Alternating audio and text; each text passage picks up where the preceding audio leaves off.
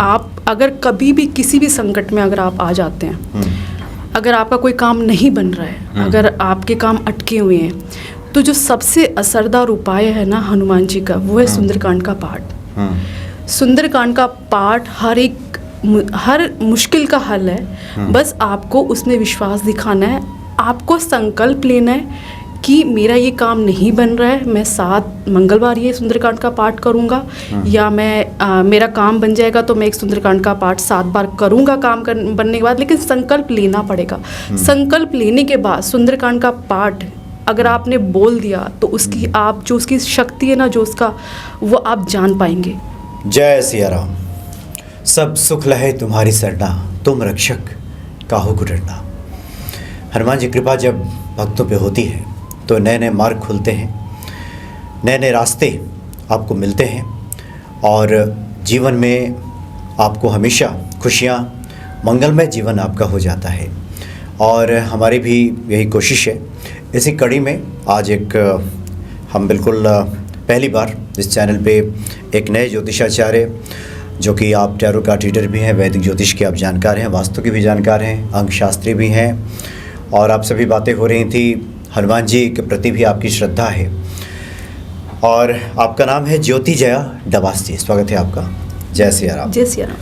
देखिए, सबसे पहले तो हम यही आपसे जानना चाहेंगे हनुमान जी के भक्तों के लिए कि जो हनुमान जी की पूजा आराधना करे तो क्या सब अनुकूल, सब संभव होने लगता है? आपने क्या पाया है अपने अनुभव में? देखिए, हनुमान जी की अगर बात करते हैं, हनुमान जी कलयुग के जो देवता माने जाते हैं हनुमान जी हैं। तो उनसे बढ़कर तो आज के कलयुग में कोई भी बड़ा नहीं है। और अगर आप उनकी शरण में जाते हो तो यकीन मानिएगा आप वहाँ से खाली कभी भी नहीं आते हो। बस श्रद्धा, भक्ति, भाव ये आपको रखने होंगे अपने अंदर, विश्वास रखना होगा, और उनके दरबार से कभी कोई खाली नहीं आता। टाइम आता है तो सब मिलता है।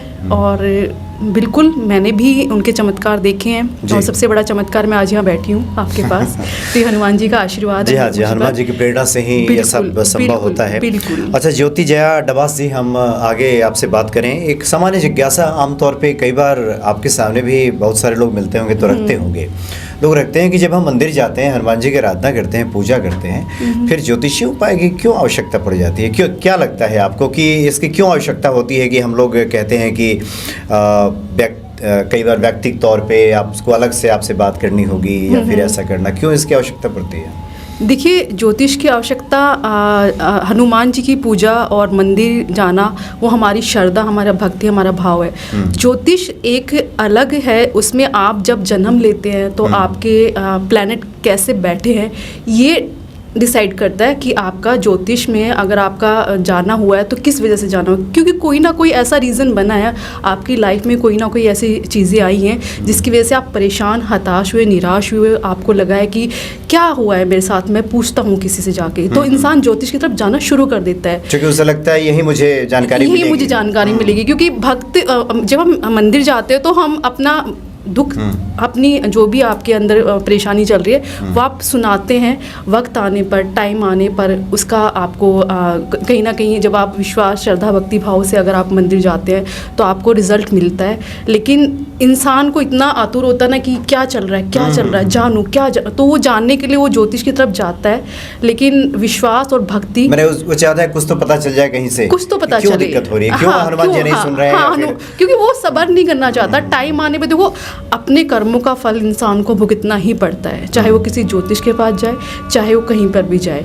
लेकिन जब कर्म इंसान पर भारी होने शुरू होते हैं तो वो इतना परेशान हो जाता है कि उसको लगता है कहाँ जाऊँ। तो मंदिर जाने के बावजूद भी उसको एक उतना संतुष्टि नहीं होती, एक मन में एक उसकी वो इतनी इच्छा होती कि जानूँ मेरे साथ ऐसा क्यों हुआ, तो वो इसी वजह से ज्योतिष की तरफ जाना शुरू करता है। लेकिन अगर वो श्रद्धा, भक्ति भाव के साथ रहता है तो एक ना एक दिन उसको जवाब मिलता है, भगवान से ही मिलता है, और वो उसकी परेशानियों का हल भी मिलता है। कहते हैं ना कि मंगल भवन अमंगल हारी, ये जो चौपाई है ये इतनी इसमें बोलो कि सब चीज़ों का आपको आंसर मिल जाता है कि ठीक है, अगर आप श्रद्धा है तो एक ना एक दिन वो अमंगल टल जाएगा, मंगल आएगा ही आएगा। तो इंसान को बस थोड़ा सब्र रखना होता है, वो आज के टाइम तो में ये नहीं मंगल होता। भवन है प्रभु बिल्कुल श्री राम का। बिल्कुल बिल्कुल हनुमान जी, नहीं बिल्कुल आपने सही कहा बिल्कुल। ज्योति जी, क्योंकि आपने कहा कि प्लैनेट जहाँ बैठे होते हैं, तात्पर्य है कि ग्रह का बैठने हाँ, का मतलब हो ग्रह। गया कि हमारे प्रारब्ध के अनुसार वो चीजें बिल्कुल। जहाँ रहती हैं तो कर्म फल भोगना पड़ता है, आपने ये भी कहा। हाँ जी। लेकिन अगर आप हनुमान जी के शरणागत हैं, शरण में हैं, तो फिर कई बार बुरे कर्मों से आपको हनुमान जी राहत भी दे मुक्ति देते देते हैं, हैं। मुक्ति दे देते हैं। हाँ, समय लगता है, वो कर्मों उसमें- का भुगतान तो करना ही पड़ता है। जी जी। तो आज आप क्या हनुमान जी के भक्तों को बता रही हैं? और पहले थोड़ा ये भी स्पष्ट कर दीजिए, क्योंकि जो लोग भी मंदिर जाते हैं, हनुमान जी की पूजा करते हैं, आप जैसे लोगों से जब मिलते हैं तो क्या स्पष्ट तौर पे ये कहा जा सकता है कि उनके संकटों में, उनके परेशानियों में कमी आती है, कुछ राहत मिल जाती है? बिल्कुल आती है।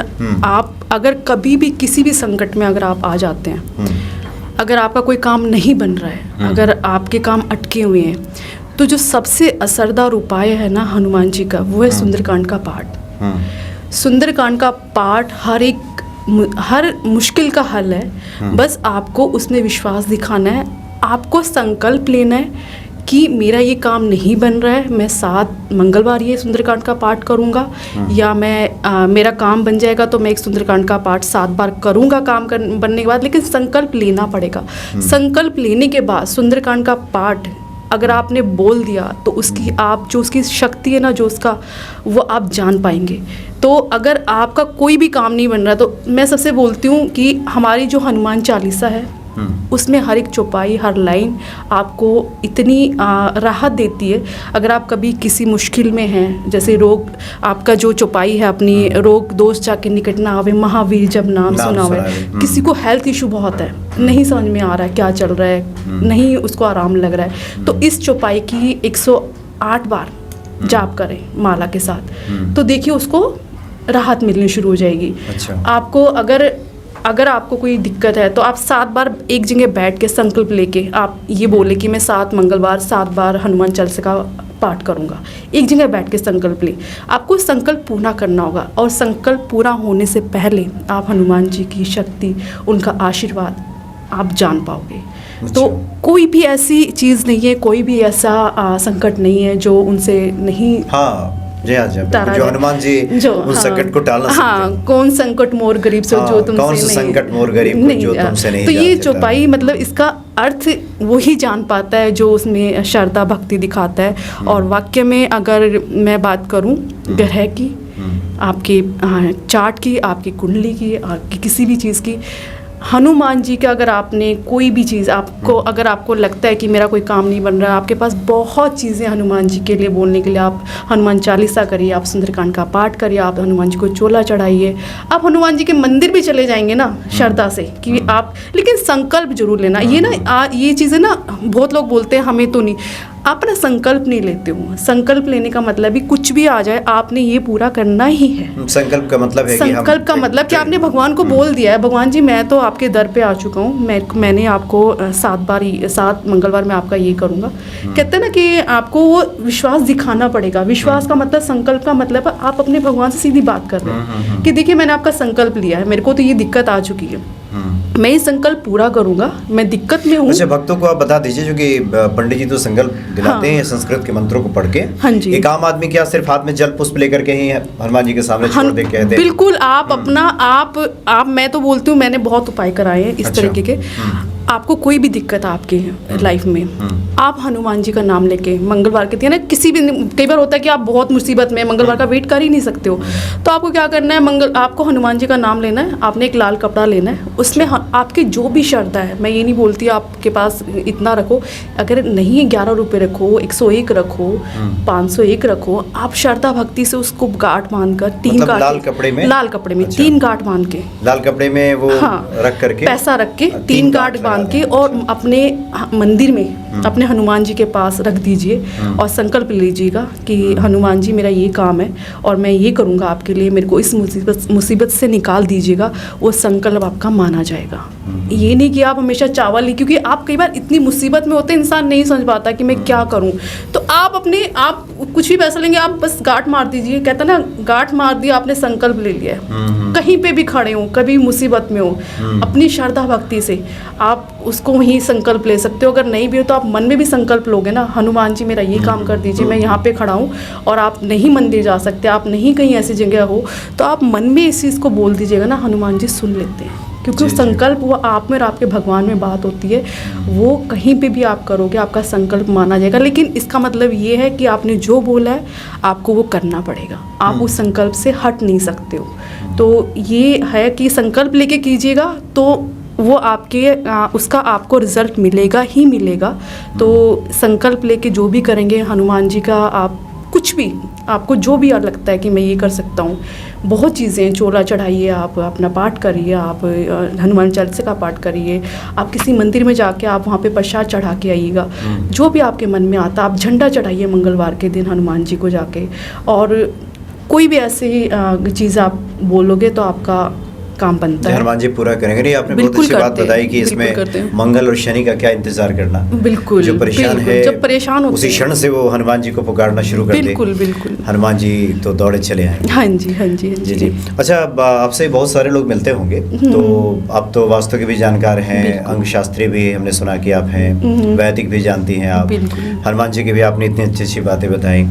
तो आजकल के समय में अगर कोई अपने संकटों को लेकर आता है तो सबसे पहला ख्याल क्या आता है कि इस व्यक्ति को क्या बताया जाए? पहले इसका वास्तु ठीक किया जाए कि इसका वैदिक दृष्टि से देखा जाए? मतलब हम इसलिए जानना चाह रहे हैं कि थोड़ा भक्तों को पता लगे कि आप लोगों के मन में क्या चलता है। देखिए, सबसे पहले अगर मेरे पास कोई आता है तो मैं तो उसका हमेशा चंद्रमा देख लेती हूँ, मन का कारक। अच्छा, मन उसका जो चंद्रमा वो कहाँ है, कैसा है, किस हाल में है अभी हाल फिलहाल। अच्छा, मतलब उसकी स्थिति कहाँ है? उसकी क्योंकि देखो इंसान तभी आपके पास है जो मन से दुखी है या उसके मन में कुछ चल रहा हो, और ये बताएगा चंद्रमा। अच्छा, तो मैं तो चंद्रमा को देख लेती हूँ, और अगर आपकी आज इस मन से मैं अगर बात करती हूँ तो मैं यही बोलूँगी कि आज इंसान के लिए अगर चार्ट में अगर सबसे इम्पोर्टेंट कोई प्लैनेट माना जाए ना, वो मून है, चंद्रमा, क्योंकि मन का कारक है। मन का कारक, क्योंकि आजकल लोग मन से बड़ी दुखी हैं, मन से ही बड़े, उनको ना अगर उनका मन पे काबू होता है ना तो हर चीज़ कर सकते हैं। मन के हारे हार है, मन के जीते जीत।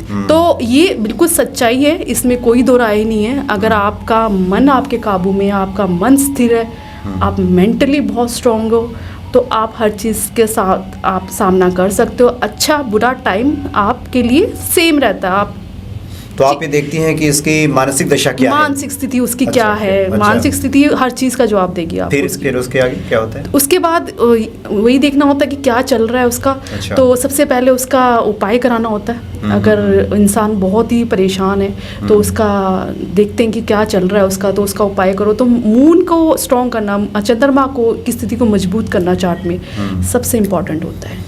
नहीं, ये तो आपने बिल्कुल सही बात बताई कि कई बार होता है कि आप किसी को कहिए कि 11 बार हनुमान चालीसा पढ़ो, उसकी मानसिक दशा ऐसी होती है कि वो व्यक्ति विचलन में पड़ता ही नहीं। बिल्कुल बिल्कुल बिल्कुल। तो इसलिए सबसे पहला तो जरूरी है कि उसका मन को स्थिर करना बहुत जरूरी है, क्योंकि मन अगर नहीं स्थिर हो पा रहा है ना तो उपाय भी करना मुश्किल हो जाता है, क्योंकि व्यक्ति करेगा ही, मन से स्थिर नहीं है, मन से स्थिर नहीं है। तो इसलिए सबसे इम्पोर्टेंट माना जाता है कि भाई पहले मन स्थिर हो जाए, चंचल है तो वो ठहर जाए, ठहरा हुआ तो थोड़ा ठीक हो जाए, अगर परेशान है तो थोड़ा इस लायक तो हो कि उपाय जो बताए गए वो करे, कम से कम वो करे।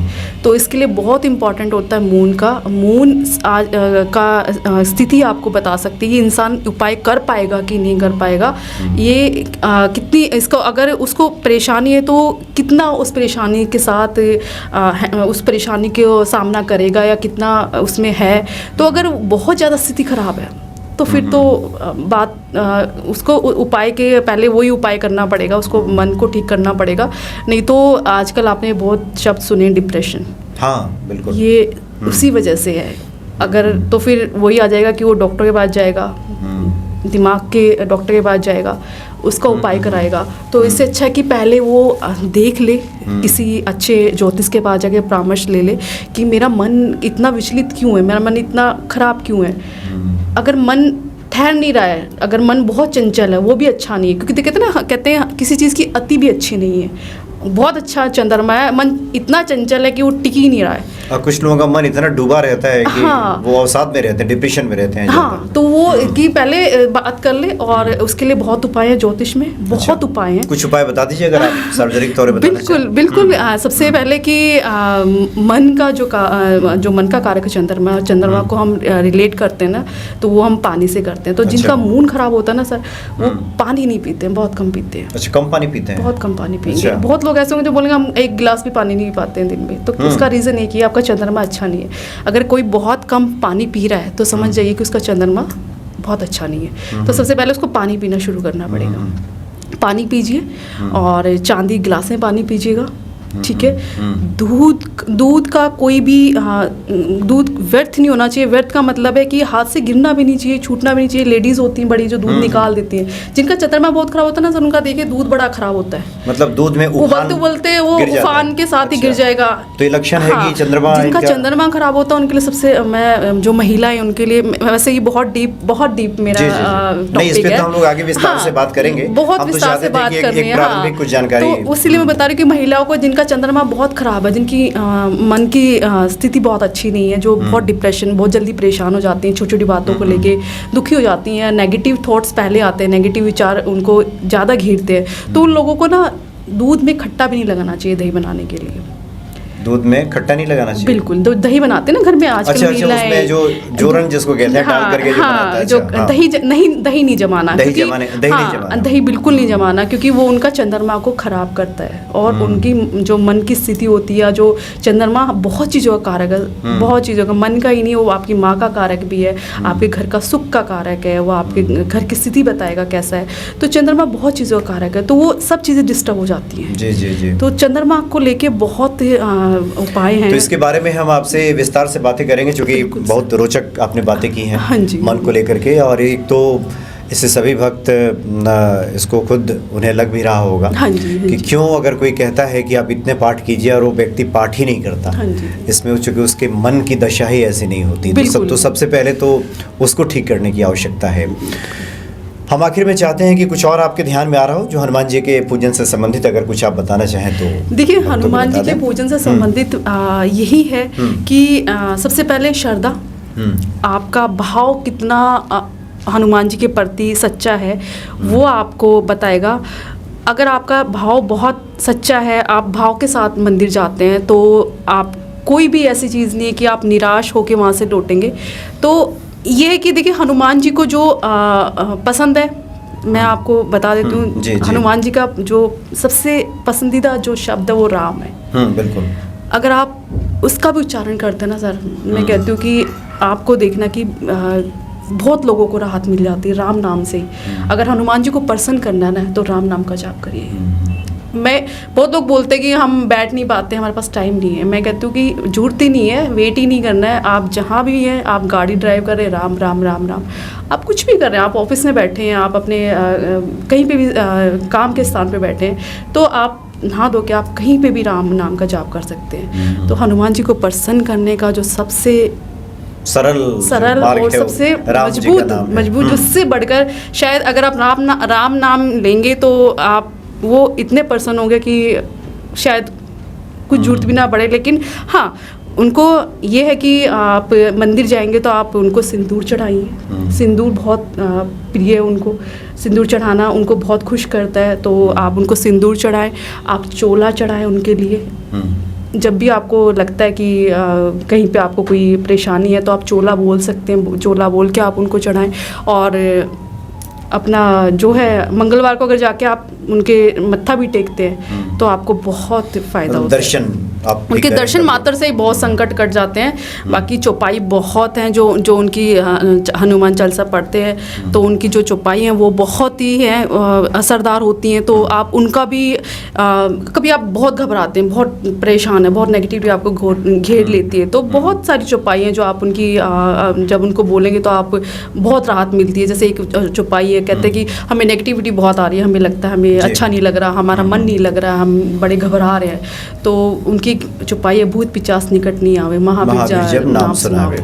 कभी भी कोई भी नेगेटिविटी घेरे आपको, आपके मन में कोई भी घबराहट हो, तो आप इस चौपाई का जाप करिए, तो आपको दिखना कितनी उनकी एक एक चौपाई से में राहत मिलती है। तो बहुत उपाय हैं, सच्चे मन से करिए तो आपको राहत मिलेगी। और राम नाम का जाप करते रहें, ये सबसे सरल महामंत्र है, महामंत्र है, इससे बड़ा कोई मंत्र नहीं है सर। तो आज आपने बहुत एक तरह से, हालांकि पहला परिचय है भक्तों के साथ आपका, लेकिन आपने बहुत महत्वपूर्ण बिंदुओं पे आपने प्रकाश डाला है, बातें आपने की हैं, और हनुमान जी की प्रेरणा रही तो हम अलग अलग विषयों पे आपसे काफ़ी गहराई से, गंभीरता से और बात करेंगे।